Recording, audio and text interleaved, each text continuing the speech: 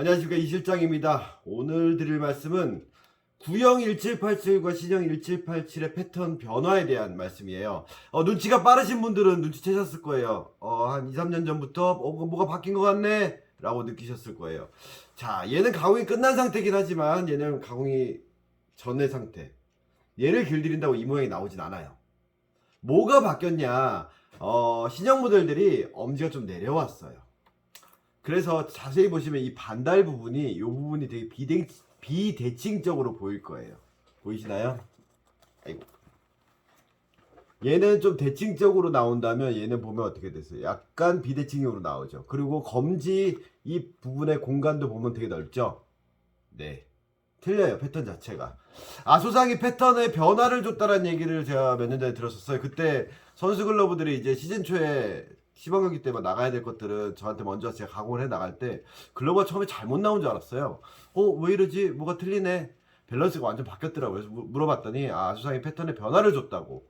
그래서 체프번 모델도 보면 되게 많이 내려와 있는데 얘는 기본 1787 모델임에도 불구하고 엄지가 많이 내려왔죠. 구형이냐 신형이냐를 구별할 때 요 반달 부분을 비교하는 방법도 있지만 단순하게 비교하는 방법은 있어요. 끈을 보시면 돼요.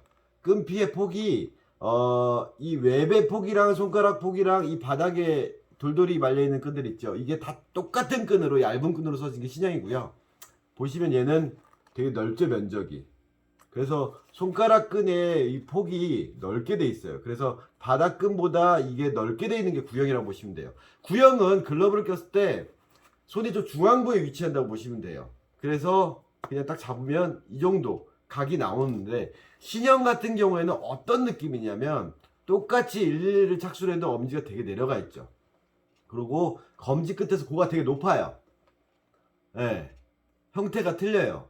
그래서 이걸 이런 식으로 잡다 보면 여기 힌지 주고 여기 힌지 주고 보통식으로 잡다 보니 더 심해져서 많이 도는 거예요. 그러다 보니까 저번에 제가 보여드렸던 이런 글러브 모양이 나와버리는 거예요. 항아리. 네. 그냥 편하게 넣고 이렇게 하고 있는 거예요. 근데 보시면 전에 말씀드렸죠. 이렇게 들어갔다고. 여기가 너무 높아져 버리니까 검지를 쓸 수가 없어요. 그래서 여기가 돌아버리는 거예요. 실제로 여기는 또 부드럽고 얇게 펠트가 들어갔어요. 구형보다 신형이. 그러니까 여기는 또 되게 부드럽게 움직여요. 그러니까 조장력은 좋아졌다고 생각하는데 뭔가 자꾸 흘러나가요. 왜? 검지 부분의 각도가 안 맞으니까. 그래서 신형을 길들인다고 해서 이렇게 구형처럼 형태가 나오진 않아요. 하지만 기본은 똑같다 그랬죠. 가공이 끝난 글러브예요. 딱 잡고 뭐 여기 잡히고 여기 잡히고 뭐 여기 잡히고 다 잡혀요. 여기도 다 잡히고. 근데 모양이 잡힌 모양이 이렇게 나오죠. 그럼 구형은 이런 모양이 나온다면 신형은 손을 딱 넣었을 때 어떤 느낌이냐면 구형이 한 이 정도 느낌이라 신형은 약간 이렇게 내려간 느낌이에요. 즉 그냥 편안하게 111 착수해도 제가 전에 영상에 올렸듯이 약간 걸쳐 끼는 느낌. 전반적으로 글러브가 이렇게 올라온 느낌이 들 거예요.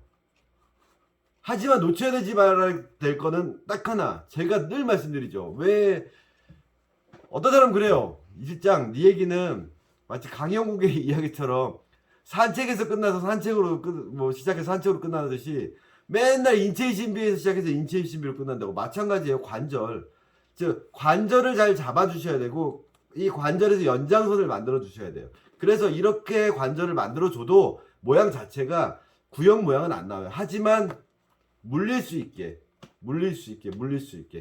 이게 나중에 저번에 올렸던 체프원 모델 설명할 때도 얘기를 드렸지만, 그래서 체프원 선수 글러브 보면 거의 이렇게 외야처럼 이렇게 내려와 있죠. 왜? 두 개 하나에다가 검지를 빼서 이렇게 잡으니까 여기가 물려야 되는 거예요. 그래서 여기가 쭉 뻗어 있어요. 다. 그래서 211 착수하든 111 착수하든 글러브에 손을 넣었을 때 느낌은 똑같다. 이렇게 만들어야 코어에 힘을 들어갔을 때 여기에 물릴 수 있게끔 나와줘야 된다는 거죠. 근데 이게 고가 높아진다라든가 이렇게 높아진다라든가 이게 이렇게 엄지가 너무 내려가서 검지가 돌아가 버리면, 이게 물릴 수 있는 각도가 나와야 되는데 이게 돌아가 버리면, 다시 보여드릴까요? 딱 해서 물리면 물리죠. 여기도 물려요. 딱 각도가. 근데 각도가 이렇게 돼버리면 빠져버려요. 그런 모양이 안 나오도록 조심해야 돼요. 얘 같은 경우가 대표적으로 그렇죠. 여기도 고고도 높지만 검지가 돌아가 버렸어요. 그러니까 웹 쪽으로 왔을 때 물 수가 없는 거예요. 윗벽 아랫벽이 물렸을 때 이런 식으로 물려줘야 되는데 이게 각도가 이 정도나 이 정도로 물려줬는데 이렇게 돼 버리니까 물질 못하는 거예요. 각도가 이렇게 돼야 물릴 텐데 이렇게 됐으니까 못 물리는 거예요. 그래서 돌아 나간다라는 거죠.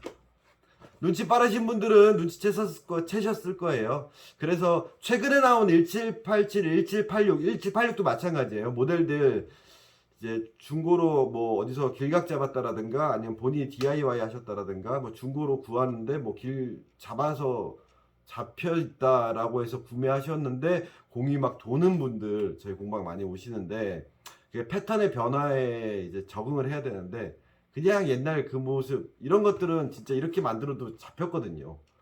여기 어떻게든 이렇게 딱 낑가져서 이렇게 딱 이렇게 해도 잡혔는데 지금 패턴에서는 그런 방식으로 접근했다면 완전히 이제 실패하는 거죠.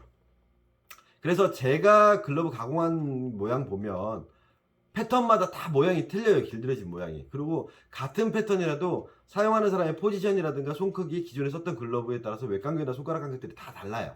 모양이 조금씩 다 틀리거든요. 근데 기본적으로 패턴별로는 모양이 좀 달라야 되는 거예요. 사실은.